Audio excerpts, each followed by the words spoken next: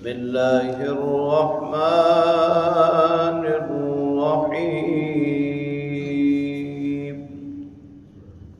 وآمنوا بما أنزلت مصدقا لما معكم ولا تكونوا أول كافر به ولا تشتروا بآياتي ثمنا قليلا وإياي فاتقون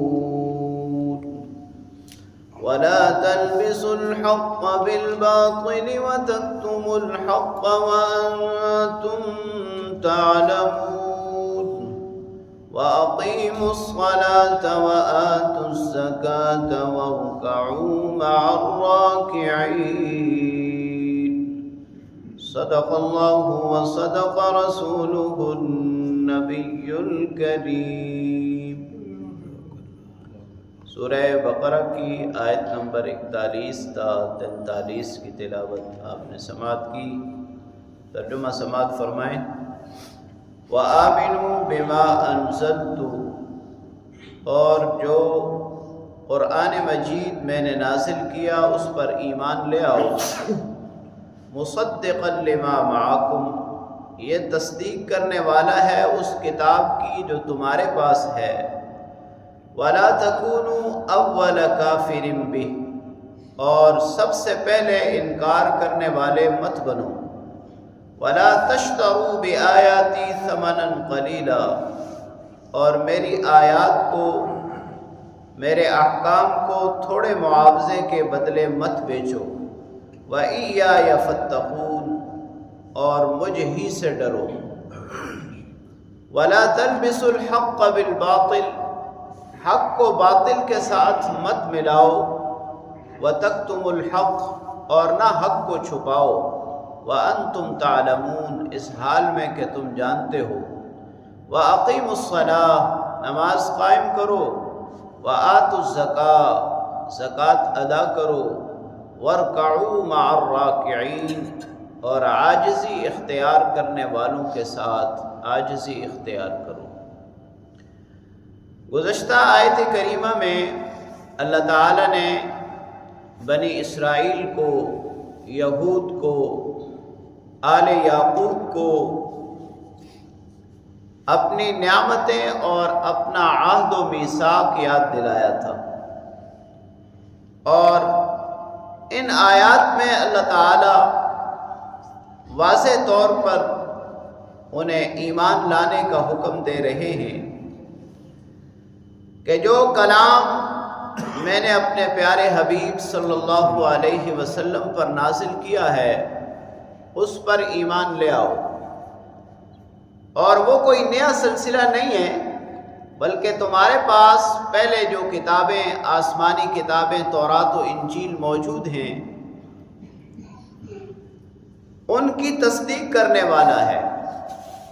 قرآن کریم میں جا بجا سابقہ کا ذکر ہے، انبیاء علیہم الصلوات والتسلیمات کا ذکر ہے، اور اسی طرح آسمانی کتابوں کا بھی ذکر ہے۔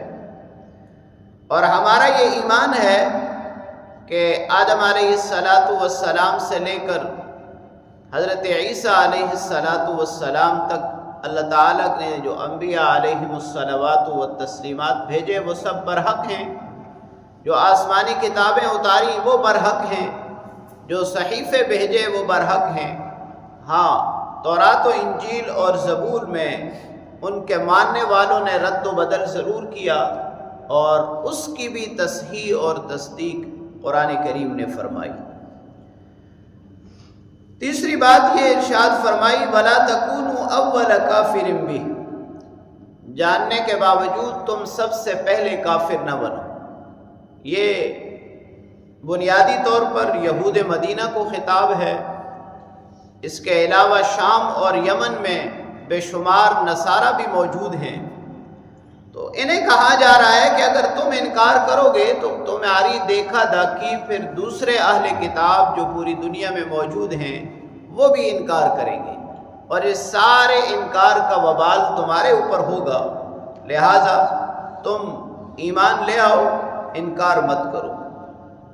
وَلَا تَشْتَرُوا بِآيَاتِي ثَمَنًا قَلِيلًا، یہود کا خاص طور پر اور عموماً دوسرے اہل کتاب کا بھی یہ طریقہ کار تھا کہ دنیاوی ضرورت کی وجہ سے اکثر وہ اللہ تعالیٰ کے احکام کو تبدیل کر دیتے تھے، اور جب کوئی سزا جزا کا معاملہ ہوتا تو پیسے لے کر حکم تبدیل کر کے سنا دیتے۔ اور اسی طرح نبی کریم صلی اللہ علیہ وسلم کا جو ذکر ان کی کتابوں میں تھا، اور آپ صلی اللہ علیہ وسلم کے تشریف لانے سے پہلے وہ دوسری اقوام کو سناتے تھے اور یہ کہتے تھے کہ آخری پیغمبر آئیں گے اور ہم ان کے ساتھ مل کر تمہارا مقابلہ کریں گے۔ جب رسول اللہ صلی اللہ علیہ وسلم تشریف لے آئے اور ایمان لانے کا وقت آیا تو پھر انہوں نے وہ ذکر ختم کر دیا، بلکہ اس کو چھپانا شروع کر دیا۔ اسی لیے اللہ کریم نے فرمایا وَلَا تَلْبِسُوا الْحَقَّ بِالْبَاطِلِ، حق کو باطل کے ساتھ نہ ملاؤ، وَتَكْتُمُوا الْحَقَّ، اور نہ حق کو چھپاؤ۔ یعنی ایک تو یہ ہے کہ اللہ کا جو حکم ہے اس کو بالکل ہی چھپا لینا، اور دوسرا یہ ہے کہ اس کو اس طرح بیان کرنا کہ نہ حق معلوم ہو سکے نہ باطل معلوم ہو سکے۔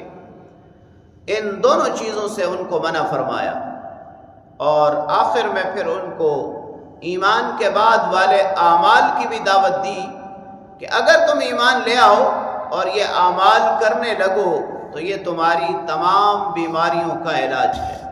تین چیزوں کا یہاں حکم فرمایا۔